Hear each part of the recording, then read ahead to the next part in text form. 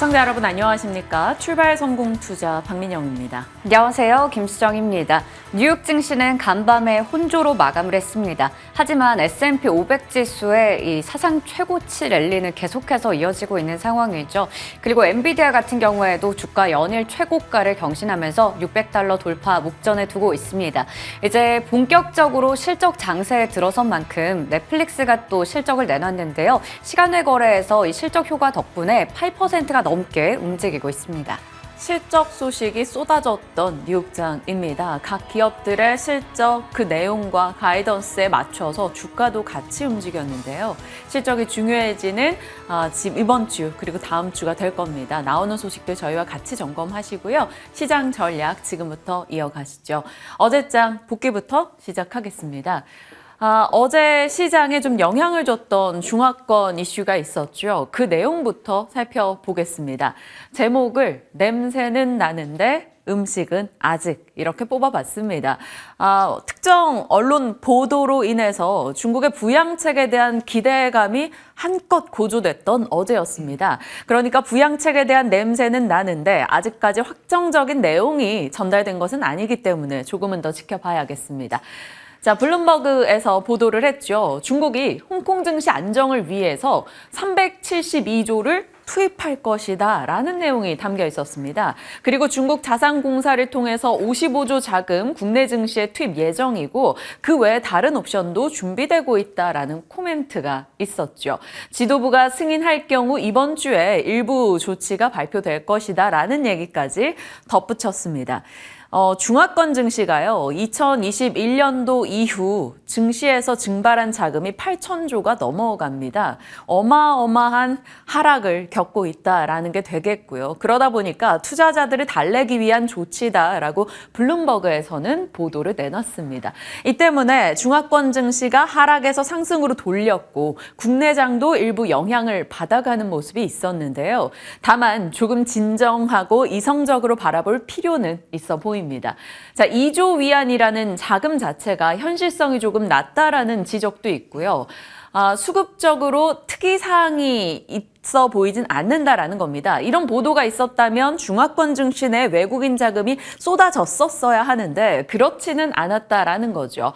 실제로 개입 강도가 있을 것인지 그게 어느 정도일 것인지는 좀 지켜보고 가자라는 주의의 목소리도 나오고 있습니다. 그런데 일단은 어제 이 뉴스에 반응을 하면서 상해 종합은 1% 정도 하락하다가 0.5% 상승으로 마감이 됐고요. 홍콩항생이 강하게 올랐죠. 2.8% 상승이었습니다. 20년 내 최저치를 찍었던 홍콩 증시가 반등을 좀 준 것인데요. 이것에 대해서는 홍콩 증시 급반등은 수급의 영향이다라는 얘기가 나오고 있습니다. 20년 내 최저를 찍었고 호재성 뉴스가 때마침 나왔고 쇼스퀴즈성의 저가 매수 움직임이 있었다라는 거죠. 자, 그렇다면 일단 냄새가 살짝 나고 있는데 음식 실물을 볼 때까지는 이성적인 판단을 하되 긍정적인 시각은 갖고 지켜볼 타임인 것 같습니다. 자, 어제 일본 니케이 0.08% 소폭 떨어진 채 거래 마쳤습니다. 이슈가 있었죠. BOJ 금융 완화 정책을 유지하기로 결정을 했습니다. 마이너스 금리 유지한다라는 거고 YCC 정책도 큰 변화 없이 그러니까 생각보다 조용하게 지나가게 됐습니다. 다만 우에다 총재는 마이너스 금리가 해제된다면 추가 금리 인상을 예상하고 있다라며 나름 어느 정도 금융 정책을 바꿀 뉘앙스는 열어뒀습니다. 기존에도 예상하고 있던 바기 때문에 일단은 일본은 좀 별일 없이 지나갔다 이렇게 판단 가능하겠네요. 자, 이런 중국 쪽의 이슈가 우리 장 대형주 쪽에 나름 힘을 실어주면서 어제 코스피 올라섰습니다. 0.58% 상승세. 특히나 어제는 좀 반가웠던 건 외국인이 1월 2일 그러니까 1월 시작하는 첫 거래일 날 이후 처음으로 현선물 매수세를 보여줬다라는 겁니다. 이게 단발적으로 끝이 날 것인가 아니면 지속될 것인가가 상당히 중요할 겁니다. 외국인의 선물 매도 이것이 멈춘 것에 의미를 두고 일단 앞으로의 방향을 지켜봐야 될 것 같습니다. 자, 코스닥은 오르긴 했는데 정말 미약했네요. 0.05% 소폭의 상승이었습니다. 2차 전지 쪽이 약세를 기록했어요. 다만 엔캠은 올랐죠. 파나소닉이 미국의 세 번째 배터리 공장 설립을 연기했다 등의 소식이 전달됐습니다. 2차 전지 쪽 종목들이 윗꼬리를 달고 장중 변동을 좀 크게 보여주기도 했습니다.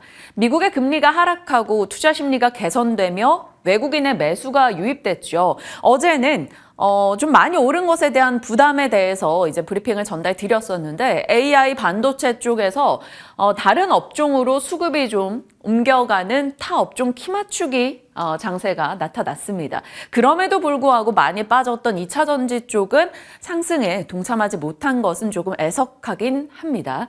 자, 어제 올랐던 쪽의 공통점을 좀 살펴본다면 중국의 영향권이 꽤 많이 있었다라는 거죠. 은행주도 상승 흐름이 있었는데 일부 이유로 꼽는 게 ELS 판매 잔고가 높았던 시중은행주 주가가 강했다라는 것을 봤을 때 홍콩 증시 반등에 영향이 좀 있지 않았나라는 시각입니다. 그리고 화장품 쪽, 화학 쪽, 게임 쪽에서 강세 움직임 나왔죠. 중국의 부양에 대한 기대감이 작용하면서 섹터적으로 놓고 봤을 때도 중화권과 연결고리가 있는 쪽이 괜찮았다. 나름 섹터 간의 로테이션이 돌고 있다라고 볼 수 있겠습니다. 좀 더 자세히 들어가 볼게요. 어제 올라간 쪽에서 금융주, 자동차, 강세 흐름을 보였는데 이들의 섹터 공통은 배당을 꽤 잘 주는 쪽이라는 겁니다. 1월 18일에 방송했던 것 혹시 기억하실까요? 일본장을 좀 벤치마킹해서 국내에서도 주주환원책을 쓰고 있다라는 내용과 함께 저 PBR 기업들에 대해서 저 PBR 기업의 상향 방법 공시 유도 제도를 운용하겠다라고 했던 김주현 금융위원장의 발언을 같이 소개했던 바가 있습니다. 그러니까 주주환원책을 독려한다라는 거죠. 주주환원책이 지금은 좀 부각될 수 있는 시기입니다. 배당적 측면에서 봤을 때요. 작년 말에 배당 기준일 변경으로 인해서 좀 뒤로 밀린 이연된 기말 배당이 있을 것이고 또 분기 배당을 하는 곳들도 있죠. 그러다 보니까 더블 배당 모멘텀을 안고 있어서 배당을 많이 주는 기업들에 대한 관심도가 어제는 낙폭과대 이슈, 자금 로테이션 이슈와 맞물리면서 같이 조금 올라가기도 했습니다. 지금은 배당에 대한 기대감이 조금씩 나오면서 어제는 관련주들의 강세가 있었네요. 다만 자동차 쪽에서 단독 뉴스긴 한데 현대차 미국 조지아 공장 세액 공제 우선에서 밀리고 있다 이런 보도도 있었기 때문에 이러한 개별적 내용들을 잘 살펴보면서 시중의 분위기와 같이 접목시켜 대응하시길 바랍니다. 시장에서 로테이션이 돌고 있다라는 점 말씀을 드렸고요. 왜 이런 로테이션이 도는 걸까요? 59조가 넘어가던 고객 예탁금이 지금 50조 아랫단에서 움직이고 있습니다. 그러다 보니까 시중에서는 특정한 쪽으로 자금을 이동시키려면 이쪽 걸 팔아야 되는 상황인 거죠. 그러니까 순환매가 저절로 돌게 됩니다.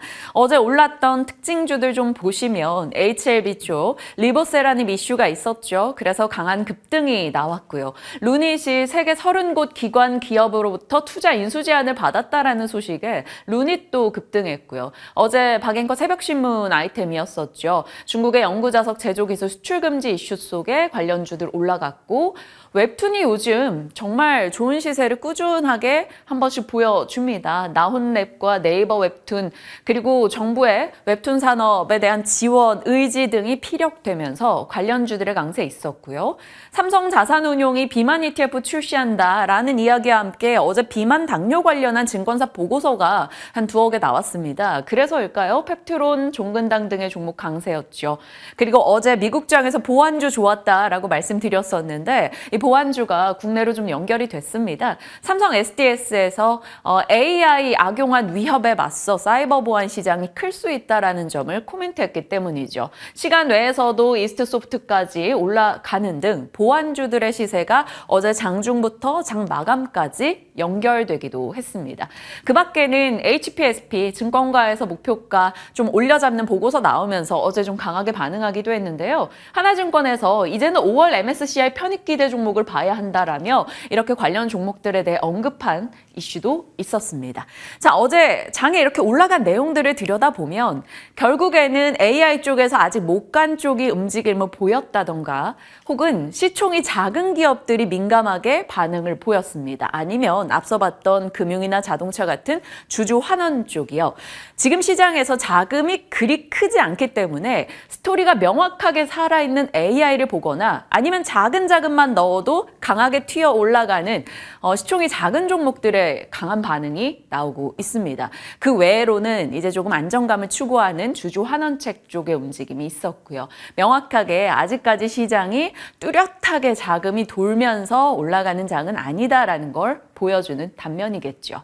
자, 보완주가 나름 반가웠습니다. 작년부터 해서 AI 생태계를 계속해서 정리해 드렸었는데 이쯤에서 거의 다 상승 흐름이 나왔었는데 보완주 쪽에서는 시세 반응이 약했었거든요. 그런데 어제 이제 강한 시세가 나오기도 했는데 물론 이게 단발적으로 끝난다면 시세가 나왔다라고 표현하기는 어려울 겁니다. 그래도 일단 보완까지 갔기 때문에 AI 쪽 거의 다 자금이 한 바퀴 돌았다. 그렇다면 많이 오른 종목은 좀 정리를 해야 되지 않을까 그 고민이 또 시작이 될 겁니다.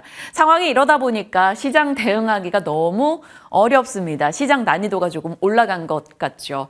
업종 내 차별화 움직임이 명확하게 나타났던 어제입니다. 뭐 그 전 거래일만 하더라도 반도체가 강하고 2차 전지가 약했다. 이렇게 심플하게 정리가 됐는데 어제는 2차 전지 내에서도 다른 종목 빠질 때 올라간 게 있고요. 반도체 쪽에서도 차익 실현이 나온 종목이 있고 그 사이에서도 버틴 종목들이 있습니다.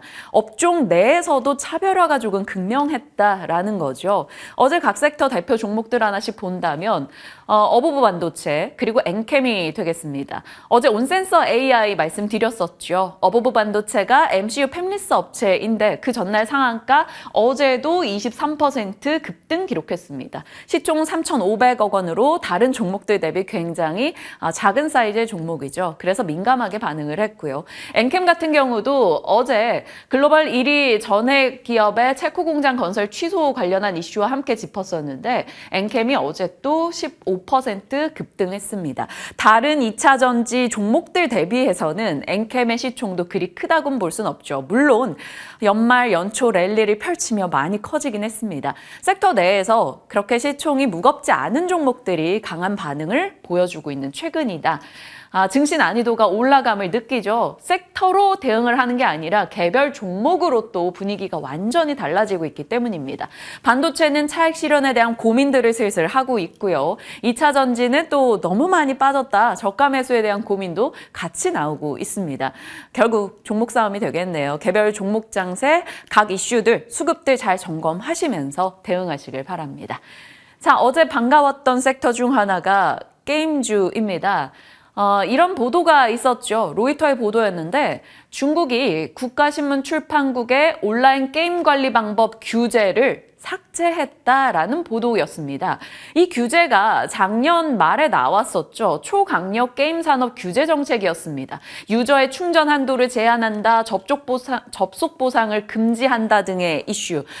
그 내용이 전달되고 당일 중국 내 게임사들의 시총이 100조 이상 증발하기도 했었는데 이 내용이 사라졌다라는 소식이 들려왔습니다. 그래서 중국장 내에서 텐센트, 네디즈 등의 주가 상승 흐름이 있었고요. 어제 국내 게임주도 여기에 반응하면서 올라갔어요. NC소프트, 데브시스터즈, 넷마블, 펄어비스, 위메이드, 크래프톤 등이 강세 흐름을 보였죠.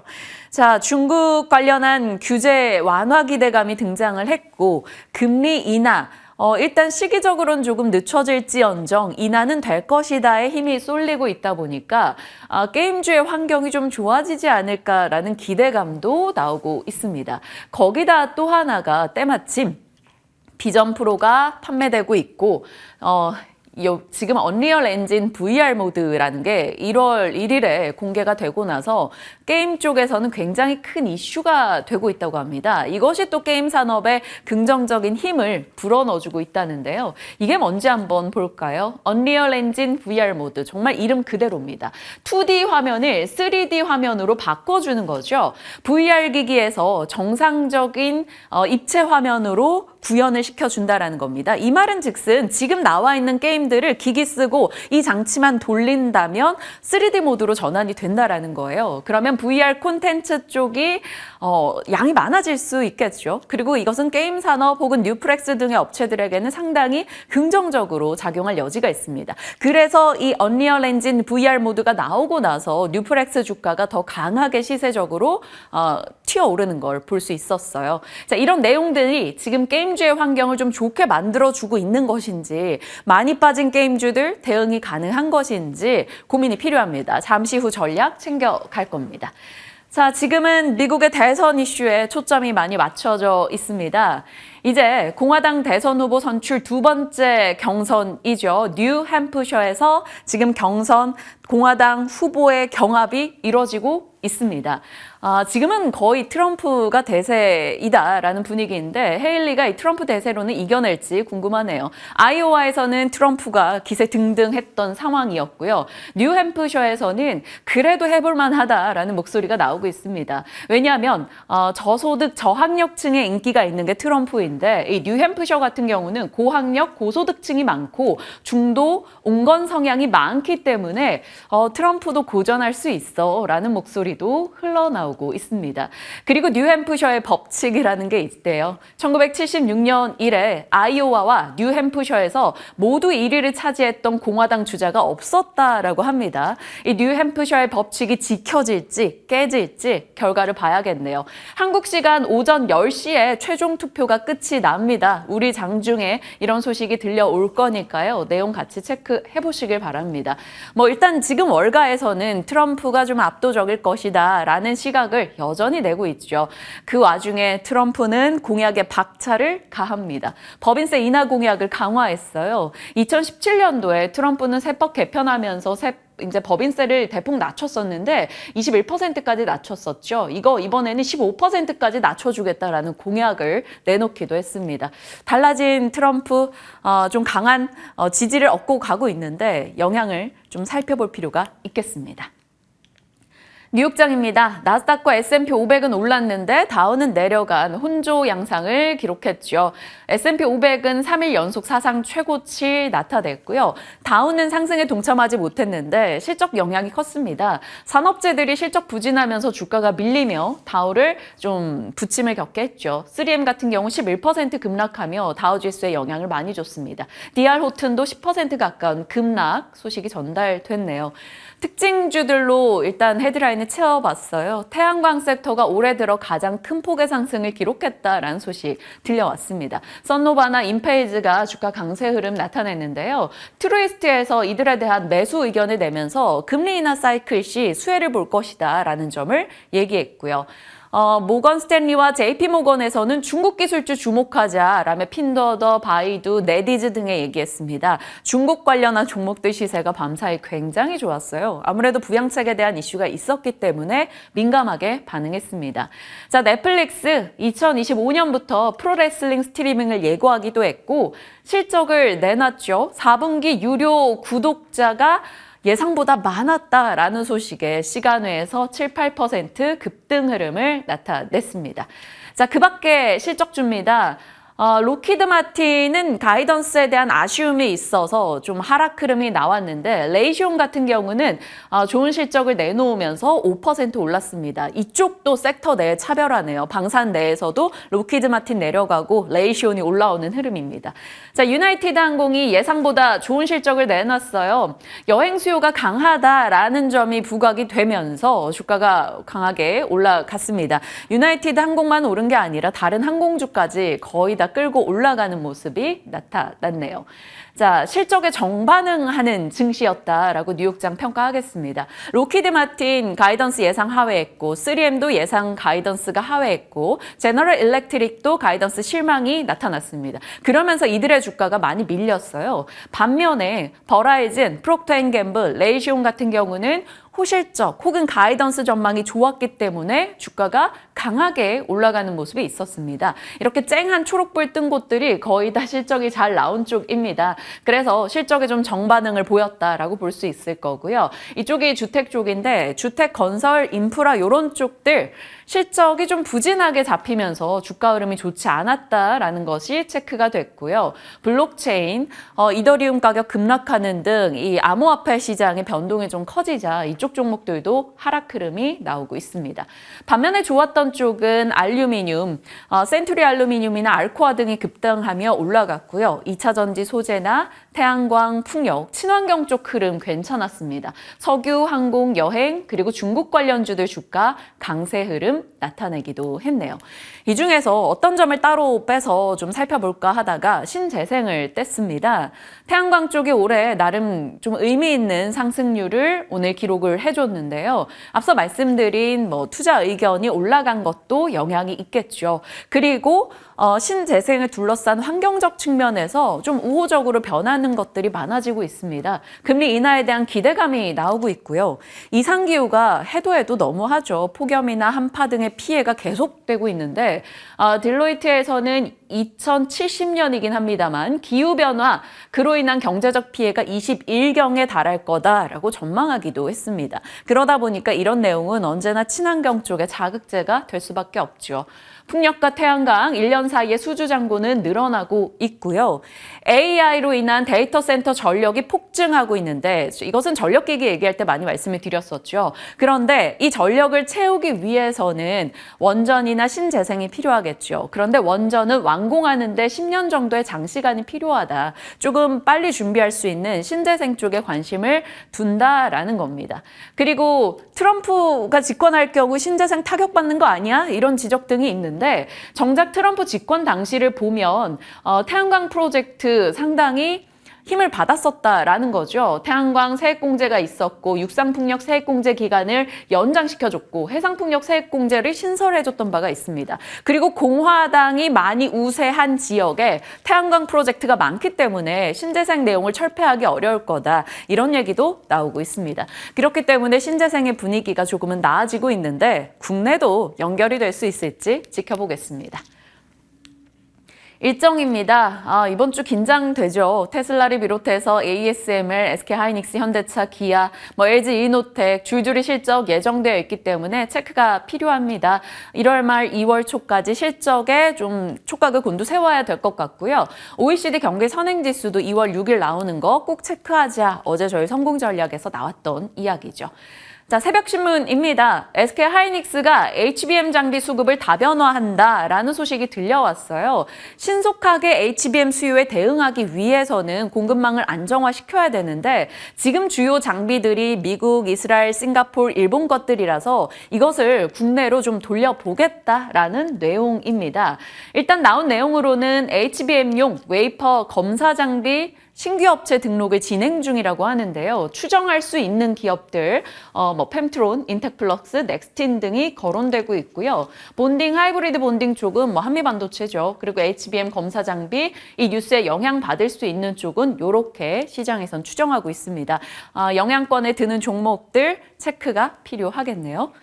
자, 그 밖에는 갈등이 계속됩니다. 친이란 후티, 홍해 공격에 미국과 영국이 다시 대대적 공습했다라는 뉴스입니다. 이런 내용들 영향권에 또 들어갈지 체크하시고요. 샘 알트먼 방한 이슈 계속해서 내용이 업데이트되고 있는데 IP 팹리스, 디자인하우스, 파운드리 종목들 단발적으로라도 계속 올라가는 종목이 많습니다. 다만 이들에 대한 세로는 계속 주의해야 되고요.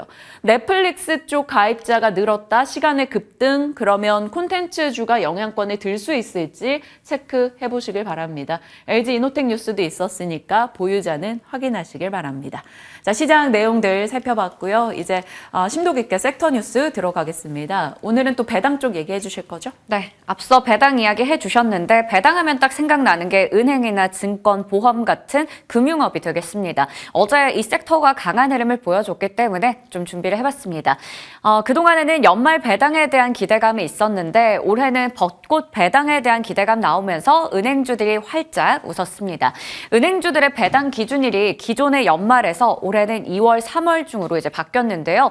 올해 2월 말부터 3월 말 사이, 그러니까 주식을 가지고 있게 된다면 작년 4분기와 올해 1분기 배당을 연달아서 이렇게 2번 정도 배당을 받을 수가 있게 됩니다. 특히나 이러한 기대감 때문에 은행주가 많이 오르기도 했지만 최근에 은행주들의 주가 낙폭은 큰 상황이었습니다. 그렇기 때문에 시가 배당률이 더 높아진다라는 부분에서 매력도 있다고 볼 수가 있겠고요. KB나 신한이나 하나금융 등등의 좀 굵직한 대형 기업들 위주로 해서 봤을 때 다음 달에 자사주의 매입이나 소각과 관련된 공시가 나올 수도 있다라는 이야기도 나오면서 관련주들 힘을 받아갔습니다. 그리고 최근에 좀 증시가 부진했었던 홍콩 쪽의 지수가 어제 반등이 나왔는데요. 그러다 보니까 ELS 판매 잔고가 높았던 시중은행 순으로 봤을 때 주가의 상승폭이 컸다라는 부분도 체크가 됐습니다. 이렇게 지금 업종별로 봤을 때 모두 다 강한 흐름 보여줬고요. 카카오뱅크 5% 이상 올라갔고 신한지주부터 해서 KB금융 나머지 종목들까지 다 같이 활짝 웃는 하루였습니다. 다음 페이지 넘겨보겠습니다. 그리고 카카오뱅크가 5%가 넘게 올라갔는데 이거 이제 카카오뱅크 쪽에 특히나 수혜로 좀 얘기가 나오고 있는 거죠. 1분기에는 은행권의 가계대출 심사가 완화될 것으로 전망되고 있습니다. 새해에는 그러니까 가계대출의 문턱이 좀 낮아졌다라는 이야기 나오고 있는 건데요. 온라인 원스톱 대환대출의 플랫폼 서비스에 기존의 신용대출뿐만 아니라 이제는 아파트 주담대 그리고 전세대출까지 포함되면서 좀 더 이 부분이 확대될 것으로 보입니다. 그러다 보니까 실제로 이달 9일부터였죠. 1월 9일부터 18일까지 5대 은행이 이런 주담대 대환대출 신청을 받았었는데요. 굉장히 이 주담대 갈아타기가 활발하게 진행이 됐다고 합니다. 그 지표로 본다면 총 9천 건 넘게 신청이 됐었고요. 전체 신청액은 1조 6천억 원에 달했다고 하죠. 하지만 최종적으로 실행이 됐던 건수와 액수는 좀 미미했다라는 부분까지 확인해 보시면 좋을 것 같습니다. 어쨌든 이렇게 여러 가지 우호적인 뉴스들 전해지면서 기대감도 반영되면서 주가가 많이 올라갔는데요. 특히나 이 실적 발표를 앞둔 상황에서 저가 매수가 몰렸기 때문에 은행주가 강세였다라는 이야기들 나오고 있습니다. DB금융투자에서도 저가 매수세가 유입이 됐는데 특히 최근에 외국인과 기관을 중심으로 해서 이쪽을 많이 사들였고요. 그러다 보니까 기계적인 반등이 나온 것이다라는 얘기하고 있고 SK증권에서는 지금부터 배당 플레이가 차차 유효한 시점에 들어섰다라는 이야기도 내놓고 있습니다. 하나증권에서는 그동안 2주 동안 코스피 지수가 상당히 부진한 가운데서 은행주, 이 방어적인 성격을 띈 쪽이 굉장히 많이 선방했었는데 4분기 실적 발표를 전후로 해서 은행주들의 자체 주가 상승에 기인한 초과 상승 흐름이 전망된다라는 얘기를 했습니다. 하지만 일단은 지금 실적에 대한 눈높이가 좀 낮아져 있는 상황이고 실제로 실적이 좀 예상을 크게 밑돌 것으로 보이기 때문에 외국인들이 후행적으로 매도를 한다면 주가는 단기적으로 다시 약세권에 들어갈 수 있다라는 얘기를 했습니다. 하지만 4분기를 바닥으로 해서 향후의 턴어라운드에 대한 이야기가 나온다면 다시 한번 은행주에 대한 투자 심리가 개선될 것이다라는 게 증권가의 의견이었습니다. 외국인과 기관들이 어제장에서 많이 사들였다라는 부분도 확인이 되죠. 이달 말부터 하나금융지주를 필두로 해서 나머지 금융주들까지 줄줄이 실적 발표를 2월에 앞두고 있는 상황인데요. 앞서 얘기 드렸듯이 합산 순이익, 은행 6개사를 봤을 때요. 1조 8천억 원 정도로 시장의 기대치는 큰 폭으로 하회할 것으로 보입니다. 특히나 최근에 2조 원 상생 금융이 확대되면서 순이익이 감소할 것이라는 우려도 좀 커지고 있는 상황인데요. 하지만 기존의 배당 정책을 좀 잘 진행을 할 것으로 보이기 때문에 유지를 할 것이다라는 그런 부분도 있고요. 무엇보다 행동주의 펀드죠. 이쪽에서 주주 환원 확대 요구를 작년에 이어서 올해도 지속적으로 꺼내고 있습니다. 그렇기 때문에 큰 폭으로 배당 조정은 없을 거다라는 얘기가 나오고 있어서 이 배당에 대한 기대감은 여전히 가져도 될 것이라는 게 증권가 의견입니다. 신한투자증권에서는 KB부터 신한, 우리, 하나까지 4대 금융지주의 총 주주 환원율은 28%에서 35% 정도로 예측을 하고 있는데요. 특히나 KB와 하나금융지주 쪽이 좀 클 것이다라는 기대감 나타나고 있고요. 한국투자증권에서는 은행업종에게 있어서 올해 최대 화두는 바로 주주 환원 정책과 자산의 건전성이 될 것이다. 최근에 이 PF 관련해서도 어느 정도 이 우려가 좀 완화된 부분이 있기 때문에 이러한 부분들 좀 주목해보고 상반기에 특히나 이 부분의 모멘텀이 집중될 것이다라는 이야기 꺼내놓고 있었습니다. 불안할 때는 역시 방어주 성격을 띤 이 배당 매력까지 있는 은행주에 투자하는 게 괜찮을까요? 은행주 중에서 지금 다시 볼만한 종목은 어떤 게 있을지 잠시 후에 질문 드려보겠습니다. 네, 그리고 가나 안 가나입니다. 어제 민영 앵커가 새벽신문에서도 전해드렸던 내용이고요. 조금 전에도 체크해봤죠. 엔캠이 어제장에서도 16% 가까운 급등세 보여줬습니다. 글로벌 1등 전해액 업체인 중국의 기업에서 체코 전해액 공장을 이제 건설을 취소했다라는 뉴스가 나온 건데요. 전해액 관련해서는 미국도 관심이 많지만 유럽도 굉장한 관심을 가지고 있죠. 국내와 중국 쪽에 진출되어 있는 쪽 보면 대표적인 게 엔캠과 솔브레인 홀딩스, 동화기업까지 체크해 볼 수가 있겠습니다. 고객사별 전액 납품사 좀 체크해 보시면 좋을 것 같고요. 기존의 이 중국 기업은 CATL 독일 공장이나 지금 건설하고 있는 헝가리 공장 쪽에 물량을 납품하기로 했었는데 이게 어떻게 보면 국내와도 경쟁을 할 수 있는 부분이었거든요. 하지만 이 공장 건설을 취소했기 때문에 국내 기업들의 수혜가 계속해서 이어질 수 있을지 어제 엔캠과 솔브레인 홀딩스 각각 상승했고요. 동화기업은 정규장에서는 하락했습니다. 하지만 시간외 거래에서 엔캠은 추가적으로 더 올라갔고 솔브레인 홀딩스 소폭 올랐고요. 동화기업도 마찬가지 상승분을 보여줬는데요. 이 뉴스가 계속해서 시세에 반영될 수 있을지도 체크해 보도록 하겠습니다. 정말 엔캠 시세 보면 놀랍고 부럽기도 한데 네. 또 언제 이렇게 순식간에 매도 물량이 쏟아질지도 모르겠다라는 불안감도 갖고 있습니다. 갖고 계신 분들 시장 흐름 잘 보시면서 대응하시길 바랄게요. 자, 여러 뉴스들 살폈고요. 이에 맞춰 전략도 챙겨가겠습니다. 지금부터 함께 하시죠.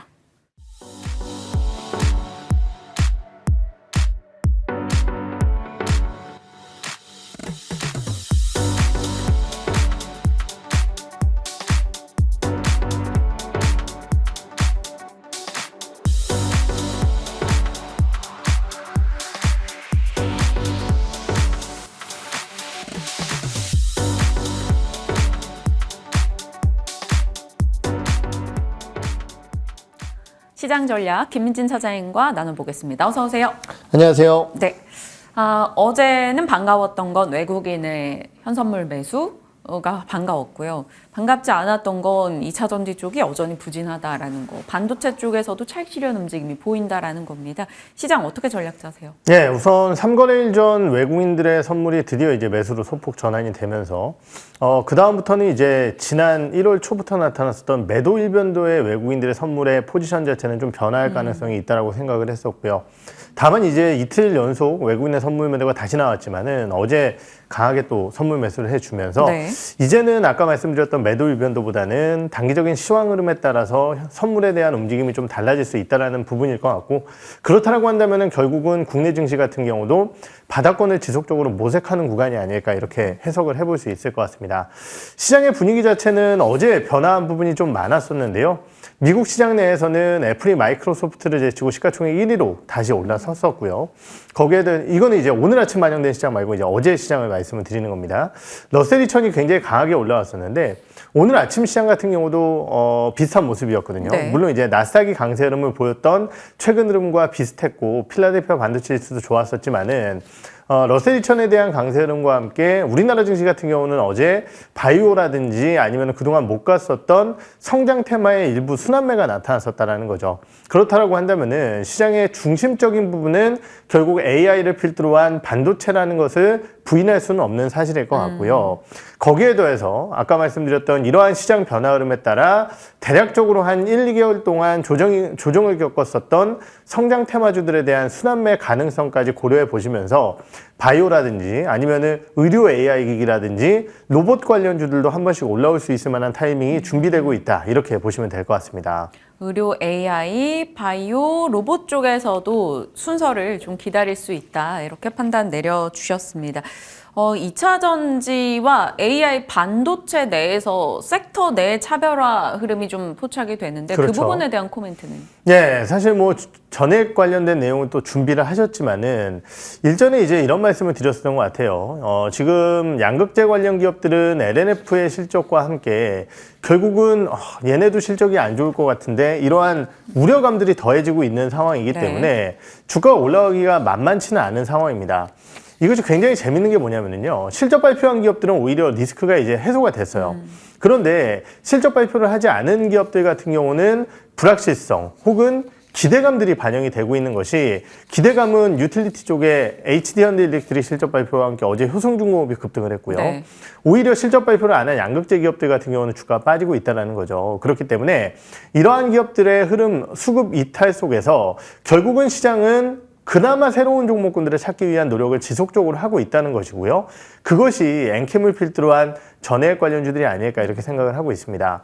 그런데 저는 뭐 이 종목군들이 계속 갈 수 있을 것이냐. 결국은 우리가 에코프로머티라든지 많은 종목군들을 봐왔지만은 올라갈 때는 계속 올라가지만은 결국 그 종목군들이 상승세를 마무리 짓고 빠지기 시작을 하면은 무섭죠. 그렇죠. 하방 변동성 자체가 굉장히 크다라는 거죠. 특히 엔캠 같은 경우는 저희가 3거래일 전이었나요? 그때 뭐 장중 10%에서 장 마감 시에 거의 뭐 마이너스 15%로 맞아요. 마무리가 됐으니까 이런 것들을 고려해 보게 된다라고 한다면은 지금 전방 산업에 대한 불안 요소는 여전한 상황 속에서 수급으로 주가를 끌어올리고 있지만은 언젠가는 이 상승세가 마무리되고 변동성이 커질 수 있다는 측면에서 항상 기계적인 손절 라인을 잡고 해당 종목군들을 접근을 하셔야 된다라고 말씀을 드리겠습니다.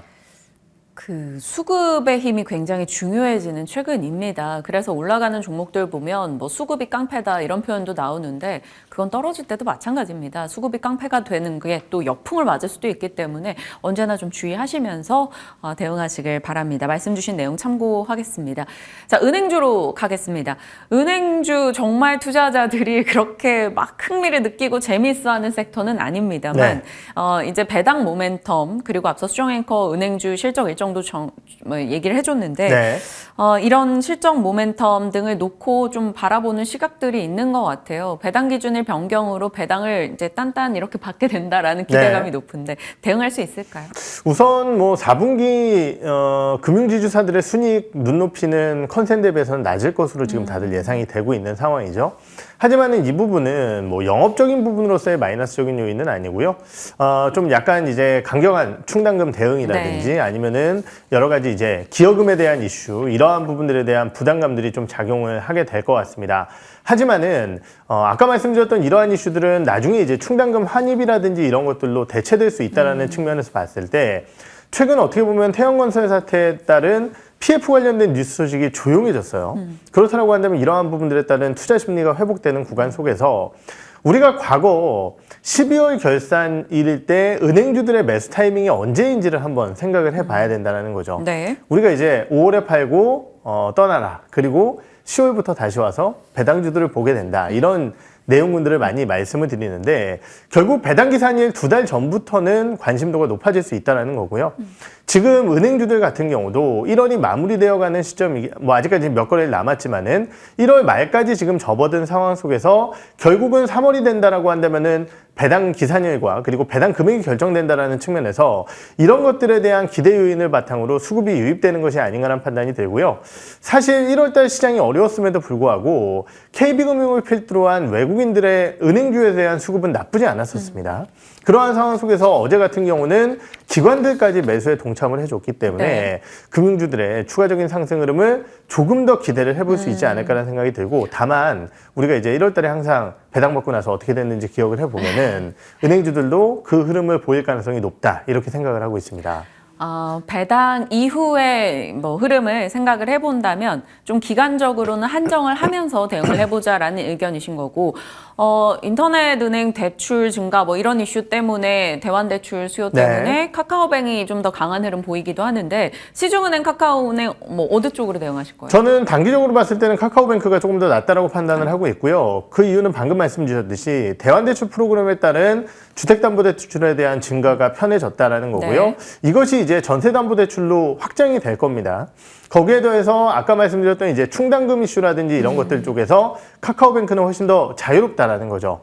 그렇다고 한다면 종합적으로 봤을 때 카카오뱅크가 다른 기업들보다는 조금 더 매력도가 있지 않을까 이렇게 생각을 하고 있습니다. 네. 은행주에 대한 전략 챙겨봤습니다. 이제 게임주로 가볼게요. 게임주도 좀 희망 고문을 좀 많이 하는 섹터입니다. 단발적 시세 외에 좀 강하게 가준 적이 드물죠. 게임주가 어제 이제 중국 규제 완화에 대한 기대 혹은 뭐 금리 인하 기대 여러 이슈가 맞물려서 올라갔는데 어찌 보세요? 사실 이제 어제 시장이 아까 말씀드렸듯이 약간 변화 포인트가 있었다는 말씀을 드렸죠. 그러다 보니까 낙폭과대 섹터들이 좀 올라오기 시작을 네. 했어요. 그것이 이제 어제 대표적으로 뭐 엔터라든지 컨텐츠 그리고 지금 얘기하는 게임주들이 아닐까라는 판단이 드는데요. 사실 냉정하게 얘기했을 때 이러한 종목군들이 우리가 대외 변수에 따른 기대 요인들이 반영될 것인지는 우리는 판단하기 어렵습니다. 네. 중국이 정말 규제를 시켜줄지 이런 것들 모르기 때문에요.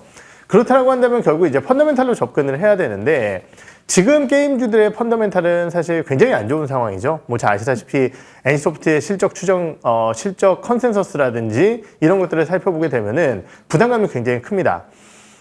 하나 올해 기대할 수 있는 요소라고 한다면은요, 결국은 이제 다양한 신작들과 함께 흥행과 실적이 좋아질 수 있을 것이다라는 기대 요소, 이 부분과 함께 우리가 경상적으로 항상 기대를 해야 될 부분은 뭐냐면은 게임주들이 올해 초부터 허리띠 졸라매기에 굉장히 크게 나섰습니다. 지금 NC소프트 같은 경우도 밑에 있는 게임 라인을 하나 정리를 했고요. 네. 데브시스터즈라든지 뭐 컴투스라든지 많은 기업들이 지금 그러한 허리띠 졸라매기를 이어내고 있고 지금 게임사들의 가장 큰 부담 중에 하나는 비용단의 요인이었기 때문에 올해는 그러한 부분들에 대한 개선 요소를 바탕으로 이익성 회복에 포인트를 맞추게 된다라고 한다면은 네. 작년보다는 조금 더 나아질 수 있지 않을까 이렇게 생각을 하고 있고요. 다만 이제 주도주 정도의 움직임을 보이기는 어렵지 않을까 이렇게 판단을 하고 있습니다. 나아질 수는 있으나 주도주가 되기는 어렵다 정도로 기대치는 좀 낮춰주셨네요. 그럼 보유자분들은 홀딩으로? 네, 아무래도 뭐 현 시점에서는 주요 리스크들이 대부분 다 출회가 됐다라고 판단을 하고 있습니다. 그렇기 때문에 여기서 더 급락하지는 않을 것 같고요. 현재 시점에서는 홀드의 의견이 맞지 않나 이렇게 보고 있습니다. 네, 참고하겠습니다. 이제 차장님의 픽으로 가볼게요. 아이센스 혈당 측정기 가격 경쟁력과 양산 능력을 갖추었다. 갖고 싶어요, 혈당 측정기. 찾아보니까 뭐 개당 한 85,000원 정도 하던데. 네, 지금 이제 연속 혈당 측정기를 만들어내는 기업이에요. 지금 이제 작년도 3분기에 적자와 함께 조금 어려운 흐름과 그리고 급등했었던 주가가 좀 쉬어가는 모습을 보였지만은 최근에 기대감들이 이제 다시 발현이 되고 있는 상황입니다. 올해의 기대 요소라고 한다면은 자사몰이라든지 일부 의료기기 판매상 쪽에서 판매되던 이 기기를 카카오 헬스케어라든지 아니면은 병의원 쪽, 약국 쪽에 직접 넣으면서 유통망이 좀 확대될 것이다라는 기대감이 있고요. 거기에 대해서 올해 같은 경우는 이제 해외 쪽에 진출 원년의 흐름으로서 조금 더 관련 내용을 강화시킬 겁니다. 거기에 대해서 지금 연속 혈당 측정기라는 것은 결국 인슐린 펌프와 함께 가야 되거든요. 관련 기업과 함께 코업을 하면서 결국은 이 당뇨 관리에 대한 라인을 모두 다 짜고 있다는 측면, 이것이 동사의 강점이 아닐까 생각이 들고 올해 실적 모멘텀도 상당히 좋아질 것으로 예상이 되고 있기 때문에 기대감을 가질 수 있는 기업이다라고 판단하고 있습니다. 네, 목표 주가는 36,000원 잡아주셨고 손절 라인 25,700원 얘기해 주셨으니까요. 참고하시고요. 저희 HLB AS 해야겠습니다. 12월 6일에 말씀 주실 때 제가 왜 차장님 스타일이 아닌 종목을 가지고 오셨어요? 이랬는데 이렇게 사람이 하다가 이제 좀 안 하던 것도 해봐야 되는 것 같아요.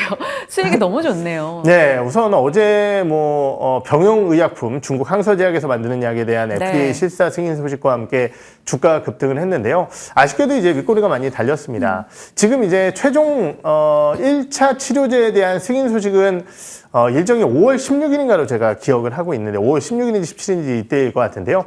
그 전까지는 일부 모멘텀이 발현될 수 있지만은 단기적으로 어제의 기술적 흐름이라든지 그리고 주가에 대한 급등 요소를 살펴보게 된다라고 한다면은 수익이 좀 많이 나신 분들이라고 한다면은 비중 축소도 조금씩 해 나가시는 전략이 좋지 않을까 이렇게 생각을 하고 있습니다. HLB 수익 실현 좀 해 나가는 전략으로 비중을 좀 줄여가자 답변 주셨습니다. 좋은 시기에 말씀 주셔서 이익을 챙겨갈 수 있어서 다행이네요. 김민진 차장님과 함께했습니다.